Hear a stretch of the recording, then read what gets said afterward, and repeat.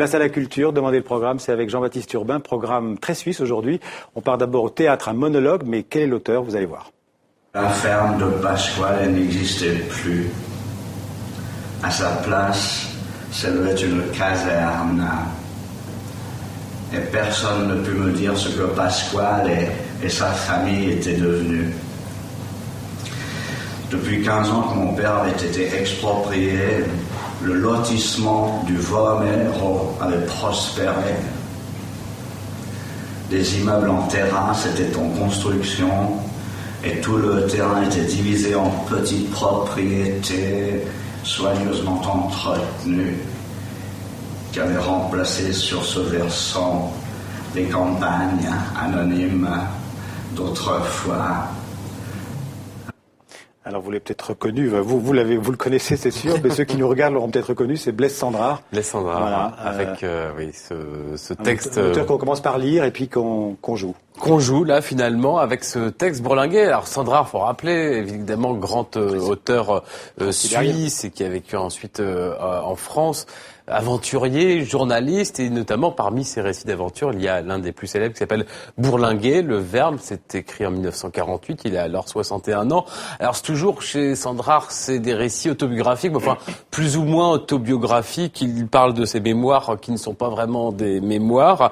Là, en l'occurrence, dans ce texte, ce sont des ports italiens pour la plupart, Gênes, Naples, et puis sur scène, vous avez vu ce grand comédien suisse qui travaille essentiellement en France, Jean-Quentin Châtelain, qui dit des extraits, c'est brut, sans artifice, il est là, planté, les pieds nus. Jean-Quentin Châtelain, donc comédien suisse, mais qui joue essentiellement en France, et pourtant, vous avez entendu, là, il a son accent suisse qui revient. Alors, est-ce qu'il l'a ressuscité? C'est la question que nos confrères suisses de la RTS lui ont posée. Voici sa réponse. C'est une diction, comme certains acteurs ou actrices que j'aime beaucoup, qui sont des acteurs étrangers qui vivent en France, par exemple comme Maria Cazares, qui était une actrice espagnole exilée en France.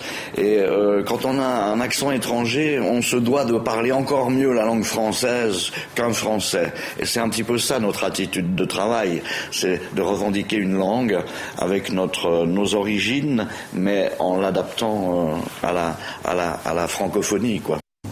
Et au cœur de l'été, les belles pastèques qui s'entassent en pyramide tout le long de la route jusqu'au rond-point de la Corniche, où les voitures des bourgeois font demi-tour.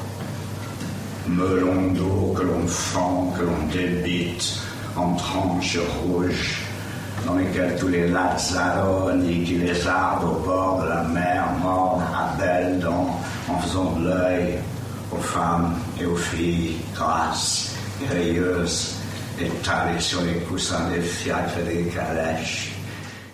La très belle langue de Blaise Cendrars, Bourlinguer avec Jean-Quentin Châtelain, c'est jusqu'à dimanche au Théâtre de Poche à Genève, ou à Genève comme on dit là-bas, et ensuite à Lausanne à partir de mercredi jusqu'à la fin du mois, c'est au Théâtre Vidi.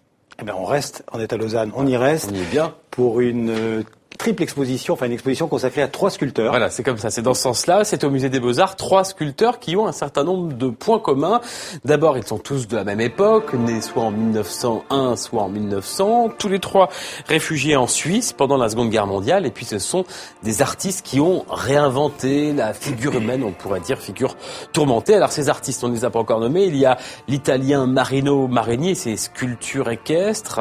Et puis, il y a également Germaine Richier, française, très méconnue aujourd'hui, avec des êtres qui deviennent insectes. Vous voyez, ces 3 sculpteurs se mélangent. Le plus connu d'entre eux, c'est Giacometti, Alberto, le Suisse, avec ses formes, ses modelés caractéristiques. Tout petit village, corps allongé. Mais comment il a conçu, ce modelé si caractéristique? Réponse du commissaire, à nouveau chez nos amis confrères de la radio-télévision suisse, la RTS.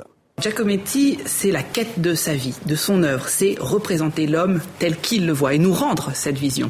Et donc, pour voir la figure dans son ensemble, eh bien Giacometti, il est obligé de s'éloigner de celle-ci. Et donc, du coup, dès 1937 et jusqu'au milieu des années 50, eh bien, ces figures deviennent toutes petites. Mais parallèlement, eh bien, il tente de rapprocher aussi la figure de lui, et donc ces figures deviennent longilignes. Et donc, cette nouvelle image de l'homme que donne Giacometti, eh bien, il la donne parce que il le cherche à nous rendre ce qu'il voit, et c'est sa quête.